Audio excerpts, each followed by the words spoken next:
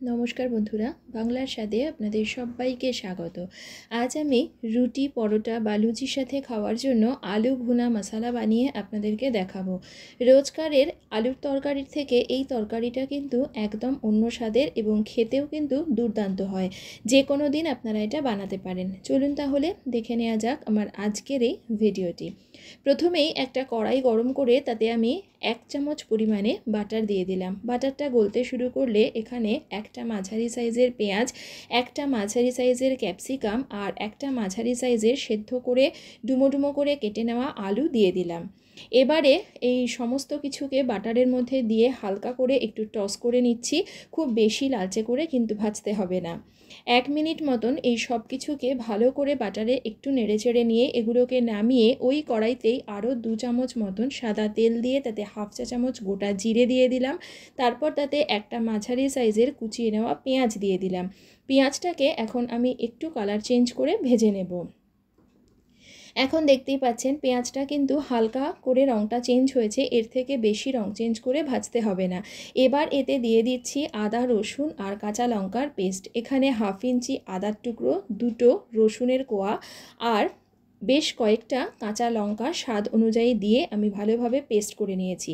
এর কাঁচা গন্ধটা চলে গেলে তারপর এর মধ্যে দিয়ে দিচ্ছি গ্রেট করে নেওয়া টমেটো। আপনারা চাইলে কিন্তু টমেটোর পেস্ট করেও দিতে পারেন।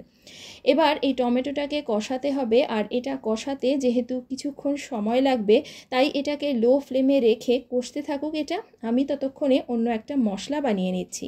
তার জন্য এখানে একটা পাত্র নিয়ে তার মধ্যে দিয়ে দিচ্ছি 2 টেবিল চামচ পরিমাণে ঘরে পাতা টক দই। খেয়াল রাখবেন দইটা যেন বেশি টক না হয়।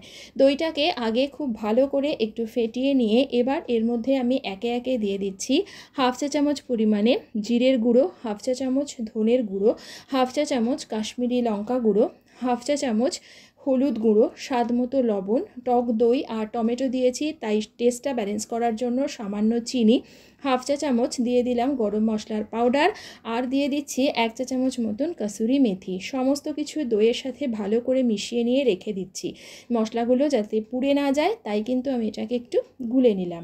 মশলাটা রেডি হয়ে গেছে আর এদিকে দেখুন সেই সময়ের মধ্যে কিন্তু আমার টমেটোটাও খুব ভালো করে কষে গিয়ে তেলটাকে ছেড়ে দিয়েছে। এবার এর মধ্যে দইয়ে মেশানো যে মশলাটা সেটা দিয়ে দিলাম, সামান্য একটুখানি জলও এতে দিয়ে দিলাম। এবারে খুব ভালো করে এই সমস্ত কিছুকে একটু কষিয়ে নিতে হবে। দেখতেই পাচ্ছেন মিশ্রণটা খুব ভালো করে ফুটে উঠেছে। এবার ঢাকা দিয়ে এটাকে 1 থেকে 2 মিনিট একটু রেখে দেব। 1-2 মিনিট হয়ে গেছে, দেখতেই পাচ্ছেন দইয়ের এই মশলাটা কিন্তু খুব ভালো করে কষে গিয়ে এখান থেকে তেলটা ছেড়ে দিয়েছে। এবার এর মধ্যে আগে থেকে টস করে রাখা যে আলু, পেঁয়াজ আর ক্যাপসিকামটা ছিল সেটাই এর মধ্যে দিয়ে দিচ্ছি।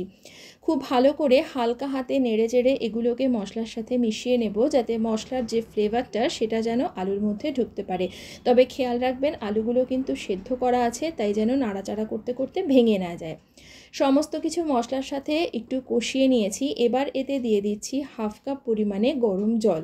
ঝোল আপনারা যেরকম রাখতে চান সেই আন্দাজে জলটা ব্যবহার করবেন। তবে লুচি পরোটা দিয়ে যেহেতু খাওয়া হবে তাই আমি খুব বেশি জল দিইনি, আর আলুগুলোও সিদ্ধ করা আছে তাই 1/2 কাপ মতন জল দিয়েছি। ভালোভাবে নেড়েচেড়ে দিয়ে গ্যাসের ফ্লেমটাকে লোতে রেখে এটাকে ঢাকা দিয়ে রাখছি 3-4 মিনিটের জন্য।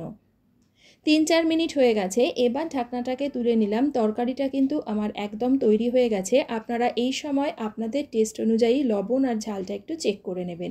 এবার ওপর থেকে 1 মুঠো মতন ধনেপাতা কুচি দিয়ে খুব ভালো করে নেড়েচেড়ে সমস্ত কিছু মিশিয়ে দিলাম। এবারে গ্যাসের ফ্লেমটাকে অফ করে এটাকে স্ট্যান্ডিং টাইমে 2 মিনিট রেখে ডিশ আউট করে আপনাদের দেখাচ্ছি।